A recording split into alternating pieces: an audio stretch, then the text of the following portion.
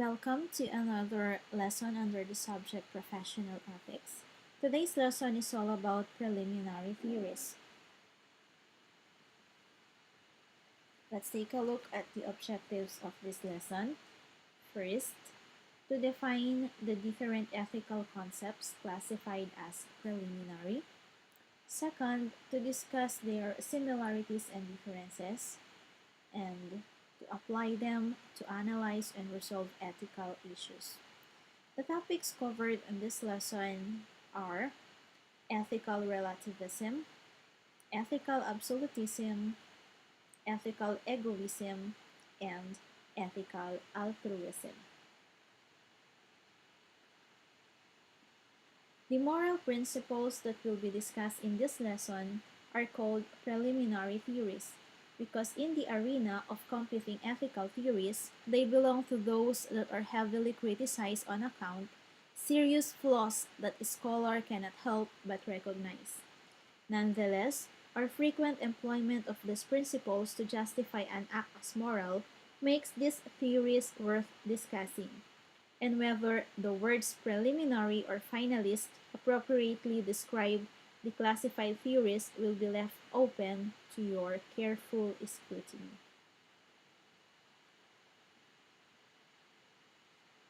Ethical relativism. It is the theory that holds that morality is relative to the norms of one's culture. This movement ethical principles rejects absolutism, which insists on the existence of universally acceptable ethical truths. It espouses instead the idea that each moral situation is unique and that no absolute universal truths apply. Among the factors that make each moral situation incomparable with others are the individual differences of the moral agent. The differences are due to diverse cultural heritage, varied religious affiliations, different prevailing social norms, and even distinct individual preferences. Ethical relativism may be understood through these lines from Sir Richard Burton. There is no good, there is no bad. This be the whims of mortal will. What makes me will, that calls I good. What harms and hurts, I hold as ill. They change with space, they shift with race, and in the airiest space of time, each vice has worn a virtuous crown. All good been banned as sin or crime.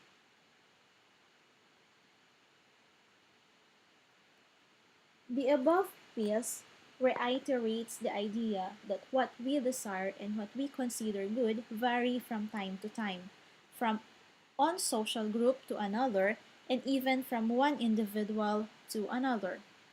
In short, this principle describes or subscribes rather to the dictum that what may be morally right for you may not be morally right for another. The foregoing insinuates the relative character of morally significant human actions. According to this formulation, context determines the nature of moral actions. Hence, certain acts that are usually considered morally bad may be morally permissible under certain circumstances or exceptional cases. Following this argument, pornography, for example, may not morally bad in all cases, as nudity of the human body may be considered artistic.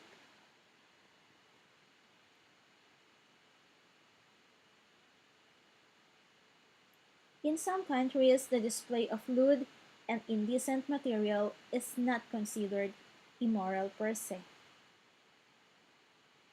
Hence, pornography in the net is tolerated.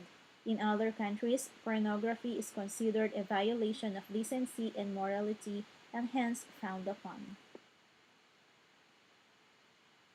This notion of relative morality also explains why in some countries censorship is legal, while in the other countries, censorship is frowned upon.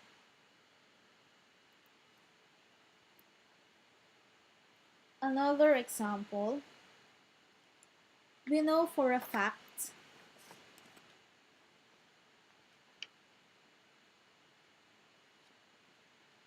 that the Philippines has a very high computer literacy. There is a high demand for computer software and programs. However, the income level of Filipinos in general is not so high. This explains why pirated or unlicensed copies of computer softwares are so in demand in the Philippines and the rest of the Asian market. The huge disparity in price or cost between licensed software and pirated software compels computer users to utilize the latter. Although there are laws that govern patent and copyright, the use of pirated software is becoming very popular and ordinary. Given this situation, one might say that those who purchase pirated software in a country like the Philippines are justified in doing so, or at least are not as immoral as some might think.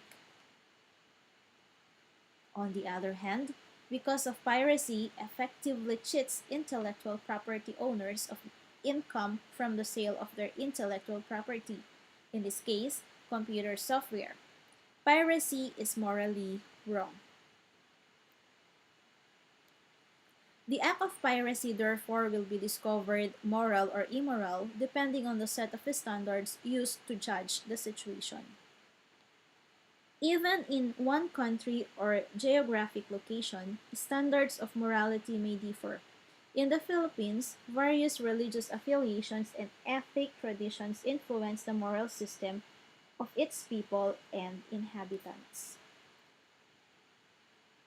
John Dewey, in support of relativism, asserted that human beings should judge and be judged in the context of the complexities that characterize human life.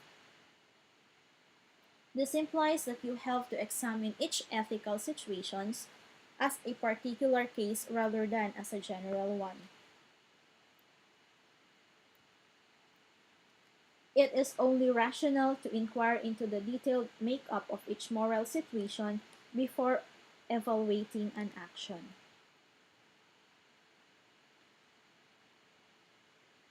Other thinkers refuse to accept arguments supportive of ethical relativism. They believe that all people of whatever color or race, religious denomination, or political affiliation should subject themselves to norms or rules common to all humanity. This means that people must abide by and recognize certain absolute truths and universal principles in order to live a normal life or a moral life. Plato, for one, called ethical relativism as ethical irrationalism. The search for knowledge, he said, is a search for the real, and the knowledge gained is absolute, universal, and objective. He considered good, which he described as absolute, as the final goal sought by all things in the universe. Immanuel Kant is another philosopher who disapproved of relativism. Like other absolutists, Kant believed that there are universal rules that determine what is the right thing to do, rules devoid of ifs and independent of what people may individually or collectively desire to do. He called these rules categorical imperatives. Kant argued that there are universal ethical truths that transcend time, space, culture, and other individual differences. Accordingly, what goes for one goes for all. Indeed, ethical relativism taken to the extreme could expose moral choices to a million and one self-serving justification. Be that as it may, the fact is that Many people adhere to this school of thought.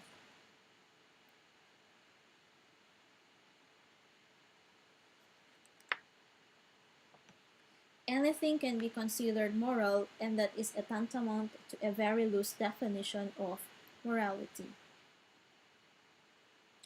Next, we have ethical absolutism. Ethical absolutism asserts that there should be fixed or rigid factors in evaluating actions. Fixed factors are universal, constant, and therefore unchanging reasons for judging an action as God, or good rather, or bad, right or wrong, just or unjust, among other. As discussed earlier, relativism considers factors of reasons that may be or that may vary depending on the context. Computer hacking, for example, will not be considered evil or bad per se by relativists. Such an act may be good in one case and bad in another context. There is no fixed evaluation of an action. Ethical absolutism simply argues that one must follow a consistent ethical standard, one that is universal in nature. Ethical absolutists would not consider an action bad in one sense and good in another. In doing this, ethical absolutists say you commit the fallacy of contradiction.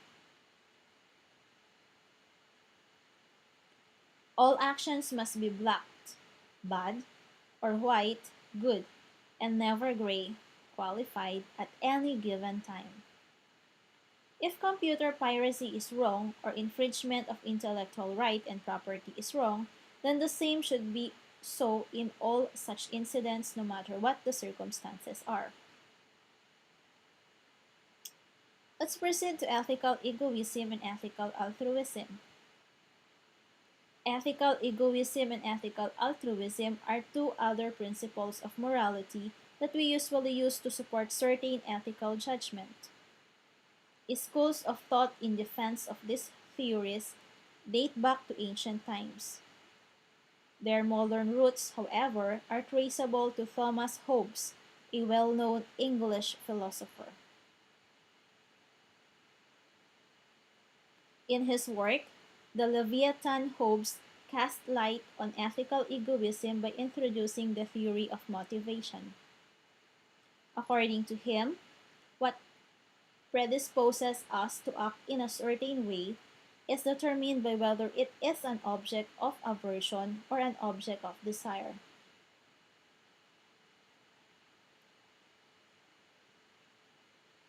What would move you to pursue objects would be your desires. Aversion, on the other hand, motivate you to avoid certain objects. Objects and actions, according to Hobbes, have no intrinsic value. The assessment of their moral value hinges on how they are categorized. Objects of desire are labeled good, while objects of aversion are considered evil. Hobbes depicted human beings as being completely and exclusively egoistic. They are preoccupied solely with seeking the satisfaction or pleasure of desire that are then considered morally good. The successful pursuit of desire leads to gratification and happiness. Hobbes' theory assumes that the sole motivation for making moral choices and doing things is the satisfaction of self-interest or the promotion of one's own good or advantage. Human beings are devoid of any genuine feelings of sympathy, benevolence, or sociability, which makes it unthinkable for them to prioritize the welfare of others over and above their own. For example, in order to get the position he wanted, Rayan fabricated stories about how Sherry's computer program has a lot of loopholes that cause problems affecting the mother server of the company's MIS department. Not satisfied, Rayan even circulated a libelous article to discredit Sherry. Because of what Rayan did, Sherry was transferred to a position less prestigious than her original job. Rayan was promoted as head of the MIS department.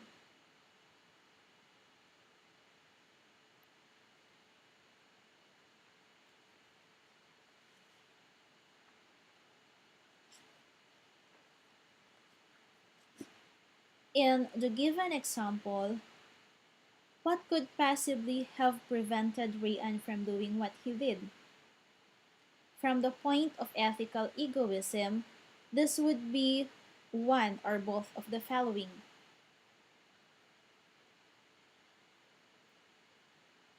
One, his fear of sooner or later what he did will be discovered to be untrue and hence could be a ground for him to be penalized. Or two, his feeling of superiority over others, that is, his high regard for himself in upholding the truth and in projecting himself as a law abiding citizen. Notice that both options are Rayan's interests.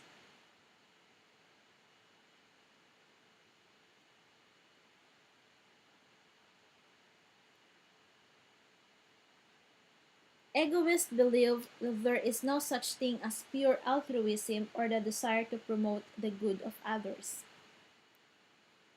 They believe that altruistic actions merely mask self interest.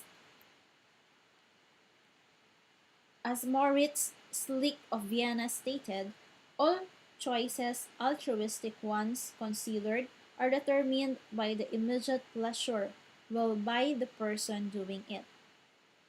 Thus, you may construe a computer with act of showing off his program and sharing them with friends for them to use and explore as being reflective of his desire to look after the welfare of his friends.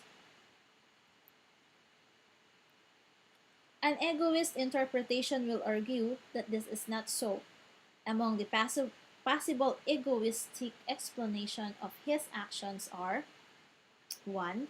He gets a feeling of satisfaction from being trusted by his friends. 2.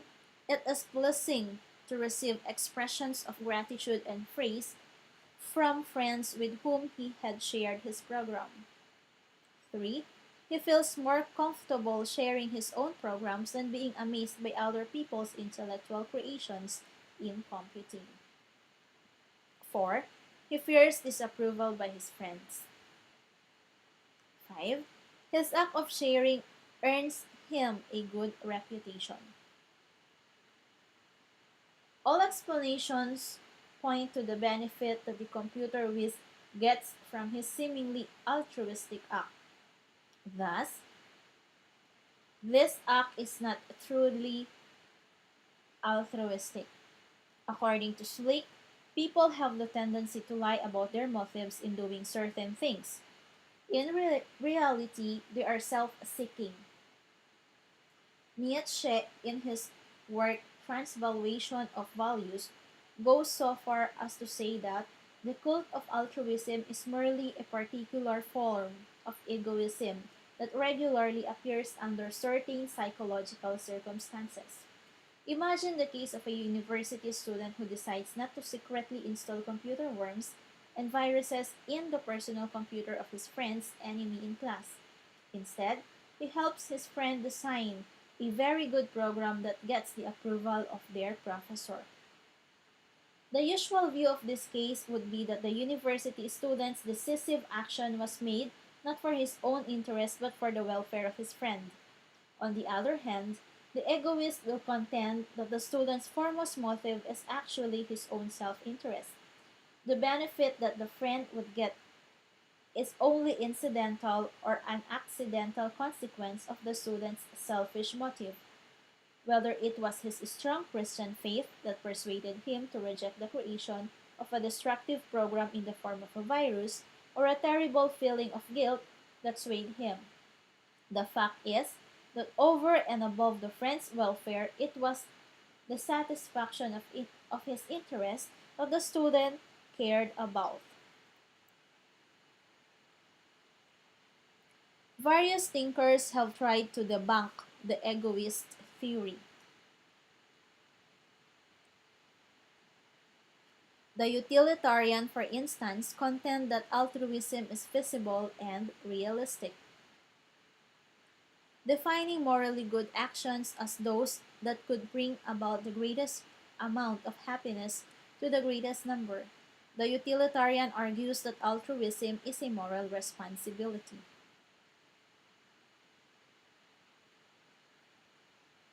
Each one of us has a sense of fairness that arouses us to rationalize our self actions. Now, try to imagine a world where everyone is egoistic. What do you think will such a world be like? Would we even have such inventions as computers in such a world?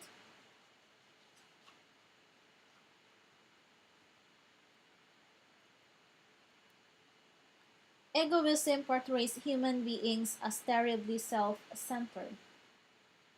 Such a portrayal is inconsistent with the idea that human beings are rational beings.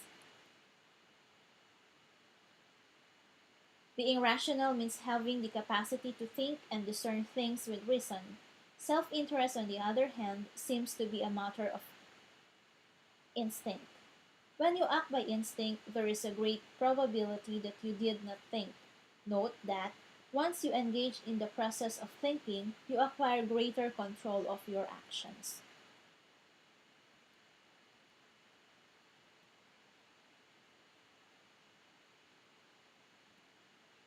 Aside from being rational, human beings are social beings. The sense of being part of a collective explains to some degree the notion of altruism.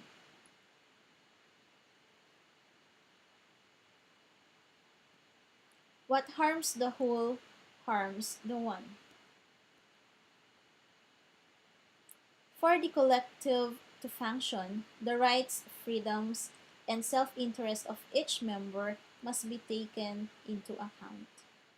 In this sense, no one has absolute right or freedom. A person desiring to exercise her right or freedom must respect the rights and freedoms of others in order that the society shall be maintained. That would be the end of today's lesson. The next lesson to be uploaded is all about the finalist theories. So stand by and wait for it to be uploaded. That's all for today. Thank you.